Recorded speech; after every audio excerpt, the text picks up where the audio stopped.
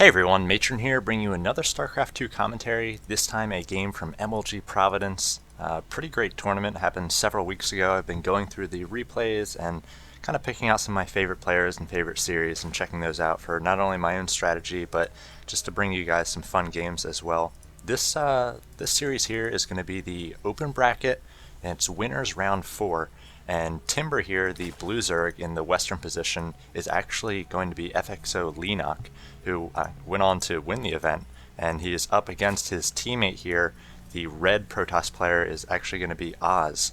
So two teammates here, and we are in close positions on Shattered Temple by air. So that's going to mean that both players are going to know exactly where the other's spawning out. Oz doing a nice job there, sending that probe up to kind of catch that Overlord. And Leenock really has no choice but to send that Overlord down there, so immediately Oz sending the probe in here. He wants to make sure that there's no really early pool happening here, as he did place that low ground pylon in an interesting position. Talk about that in a sec. So right now it looks like Leenock going to be starting out pretty standard, probably gas pool here. And I like that play. You can't really start hatch first against a Protoss these days, especially with typically going forge first. The Protoss can just place down a cannon, really deny that natural and harass you, cost you a lot of minerals, a hatchery, and sometimes a cancel. So it looks like Slog or Oz here is actually going to be going for a Nexus first, as he has yet to place down the forge here. Typically you see the forge around 13, 14 food for the Protoss, then a cannon depending on how safe they feel.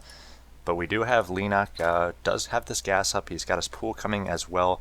Continues to drone up here to about 16, where he'll add an Overlord and a Queen. And Oz just continuing to get information. He wants to see, how many Zerglings are going to be popping out of these eggs, whether Leenock is saving up any sort of larva to get some early pressure here. And he has placed down his Nexus, so again, that's around a 15 Nexus. And he's just going to do his best now to bank some minerals and create a nice safe wall off here. He has placed this pylon in a position to be part of the wall, so that's going to allow him to wall off here just a little bit faster. He doesn't have to wall off at an angle. He can get the complete wall off here using pylons, but that is going to make him a little bit weaker to any sort of bust, which we don't typically see from Zergs these days. Sometimes they just like to play a big long macro game if they do see their opponent going for that Forge Fast Expand.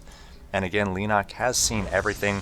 He has this Overlord here, and the Overlord's just going to be able to chill out here, see the building placement until this cannon does finish. So Oz not completely walled off here. We do see, a Baneling Nest coming up for Leenock, so maybe he will be going after one of those pylons or this front door.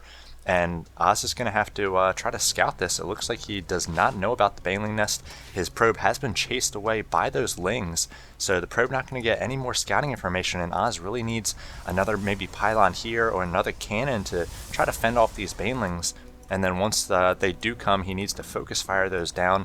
Takes 2 shots from a cannon to kill a Baneling, so you don't want those cannons just auto-firing at the Banelings. The gateway about to finish.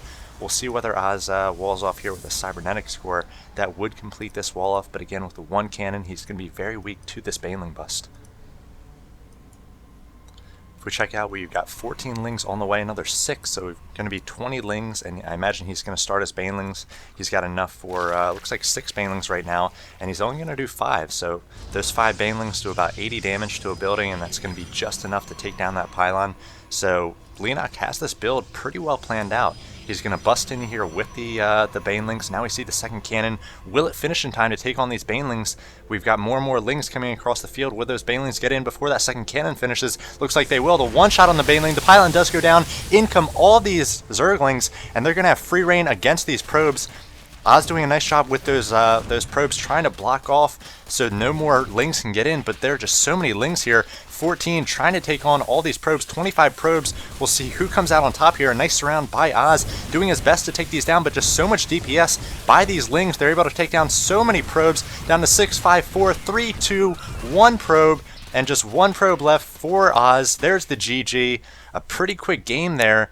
And Leenock just surgical with that Baneling bust. He's even expanded behind this, and he saw that the wall here was made by pylons. Typically we have Protoss players place a pylon down by the gas here, and then they sort of do a diagonal wall off sometimes, and that's just a little bit safer. You use the forge, you use the gateway, those buildings with just more HP, but going for this pylon wall off, it allows you to wall off more completely, but you're just a little bit weaker, and Leenock had a great build in mind for it. So we'll move on to game 2 of this series in just a second. Hope you guys enjoyed this one. Take care.